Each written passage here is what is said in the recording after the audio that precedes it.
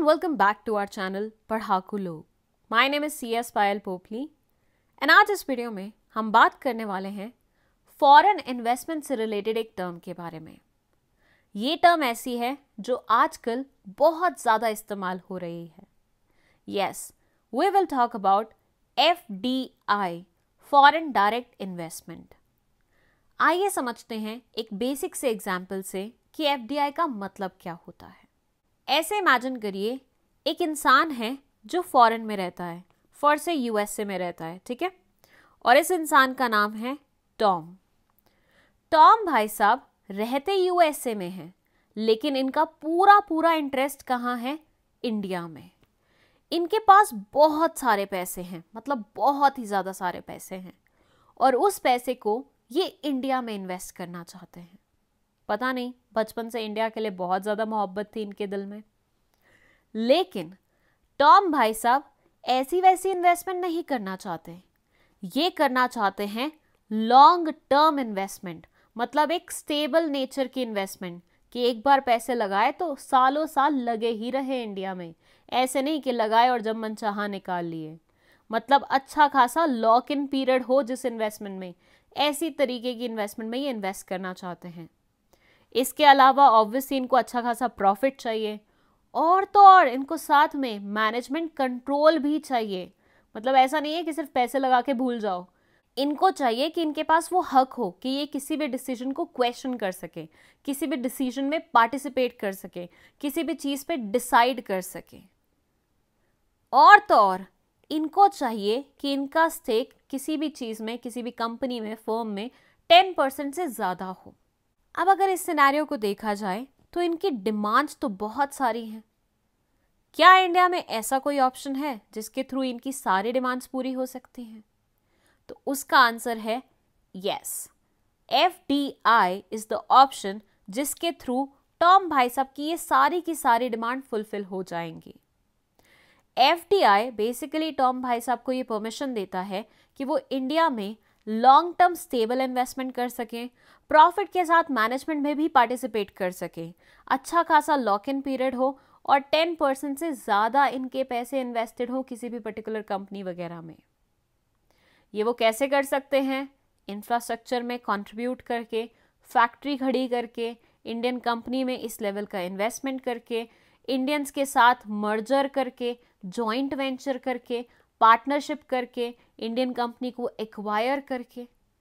क्योंकि भाई जब ये सब चीज़ें होंगी तो ये ऐसे ही रातों रात अपने पैसे निकाल के वापस भाग नहीं पाएंगे ना। फैक्ट्री बेचना कोई आसान बात है? नहीं, बहुत टाइम लग जाता है। मर्जर करके डीमर्जर करना क्या कोई आसान बात है? नो, बहुत सारी लीगल फॉर्मेलिटीज़ आ जाती हैं। तो ये सारी इन्वेस्टमेंट उस नेचर की हैं जहाँ पे लॉन्ग टर्म के लिए इनका पैसा इंडिया में इन्वेस्टेड रह सकता है। सो अगर कोई भी फॉरेनर है जिसे इंडिया में लॉन्ग टर्म के लिए इन्वेस्टमेंट करना है, मैनेजमेंट कंट्रोल भी चाहिए, मतलब डिसाइड करते हो कि क्या होगा क्या नहीं होगा, तो ऐसे सिनेरियो में वो FDI का रूट ले सकते हैं। अच्छा हाँ, पहले ना FDI पे बहुत सारी रिस्ट्रिक्शंस थी। इंडियन गवर्नमेंट नहीं चाहती थी कि कोई भी बाहर वाला इंसान इंडिया में आके अपना हुक्म चलाए। लेकिन आज की डेट में लिबरलाइजेशन, ग्लोबलाइजेशन, इन सब के चलते हुए बहुत सारी चीज़ों में 100% FDI अलाउ कर दी गई है। दैट मीन्स बाहर का इंसान पूरा 100% इन्वेस्ट कर सकता है इंडियन कंपनीज में। हाँ, दो रूट्स रहते हैं, one is automatic route, another one is approval route. So automatic route के थ्रू कोई भी इंसान बिना परमिशन लिए हुए क्या कर सकता है? इन्वेस्टमेंट कर सकता है। लेकिन अप्रूवल रूट में इंसान को पहले परमिशन लेनी पड़ती है, उसके बाद ही वो इन्वेस्ट कर सकता है।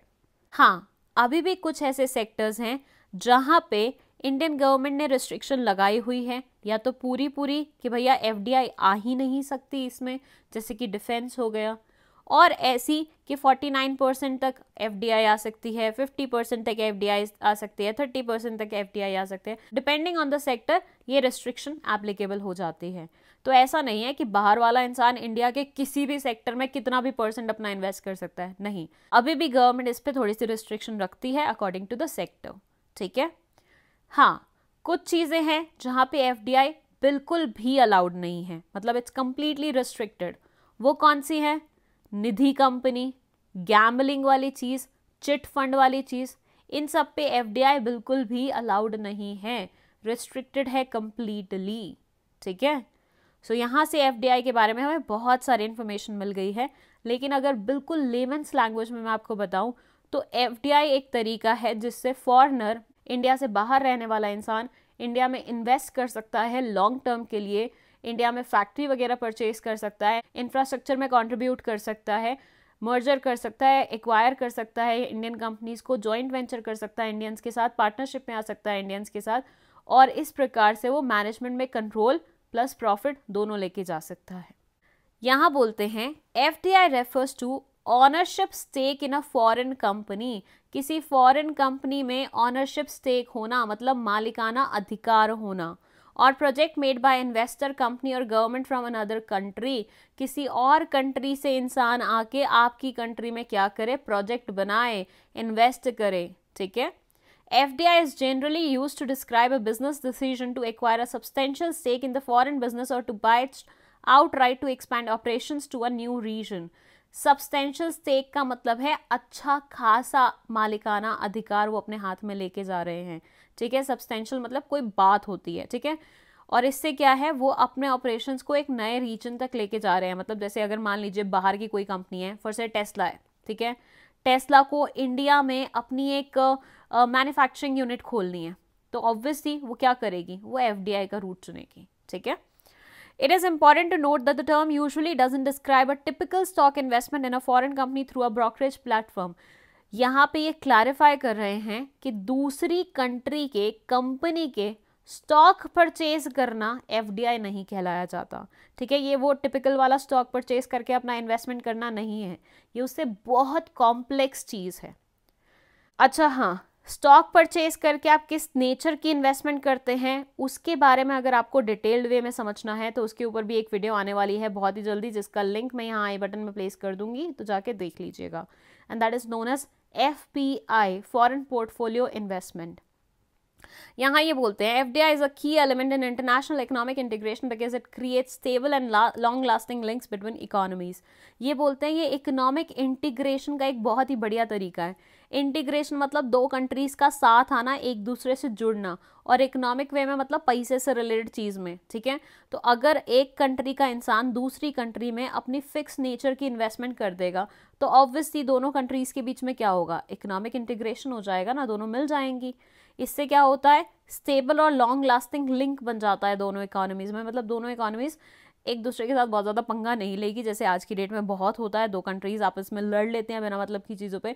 तो क्योंकि अगर आपकी इन्वेस्टमेंट दूसरी कंट्री में छुपी होगी इस नेचर की, तो आप थोड़ा सा रिस्ट्रिक्ट करेंगे अपने आप को सामने वाले से लड़ने में। ठीक है, सो ये था एफडीआई। आई होप ये पूरी कॉन्सेप्ट आपको बहुत अच्छे वे में बहुत क्लियरली समझ आ गई है। अगर कोई भी डाउट है, कमेंट सेक्शन आपके लिए खुला है, वहाँ आप अपने डाउट्स लिख सकते हो। विद दैट, अगर आपको चाहिए किसी पर्टिकुलर टॉपिक में मैं आपके लिए वीडियो बनाऊं तो वो भी आप हमें कमेंट सेक्शन में बता सकते हो। वीडियो पसंद आई हो तो लाइक का बटन दबा दीजिए, इस चैनल को अपने दोस्तों के साथ शेयर कर दीजिए और खुद भी सब्सक्राइब करते हुए जाइएगा। That's it, thank you so much for watching this video.